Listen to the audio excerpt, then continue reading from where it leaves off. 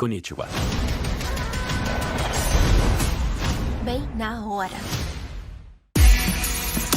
Deer Creek Soluções Comerciais Internacionais, em que posso ajudar? Eu estou pronto. Que ótimo, Joaninha. Joaninha? Seu novo nome operacional. Ah, saquei o que você tá querendo. Joaninhas supostamente dão sorte, não é? Você não é azarado. É mesmo?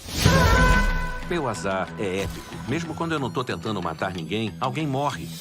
Lembra do concierge suicida? Você levou ele pro hospital. Aguenta aí, amigão! E ele não morreu. Tá bom, o casamento. Tequila? Joanesburgo.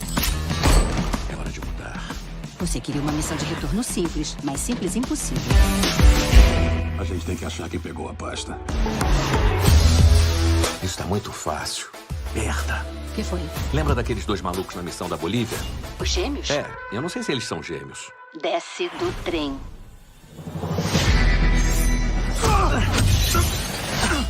Você me esfaqueou? Eu vou atrás de você até morrer. O quê? Perdi minha parada. Tem mais uma coisa acontecendo aqui. Oi? Não se lembra de mim? Você parece com todos os mendigos brancos que eu já vi. Sério que não lembra de mim?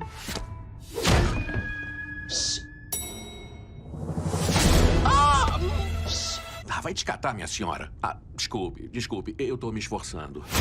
Desce na próxima parada. Falando assim parece fácil. Uma picadinha e sabe o que acontece? Sei. O sangue não circula ao destruir das Eu veias. disse que sei! Que merda! Você vai querer ouvir a história toda. O que nos espera em Kyoto? O Morte Branco. Um exército de assassinos.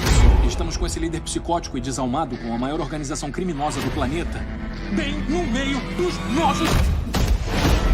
Eu acho que o Morte Branca não vai deixar ninguém sair desse trem. A gente precisa de um plano.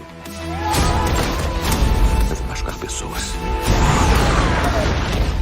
O que foi isso no seu rosto? Será que teve alguma lesão na cabeça?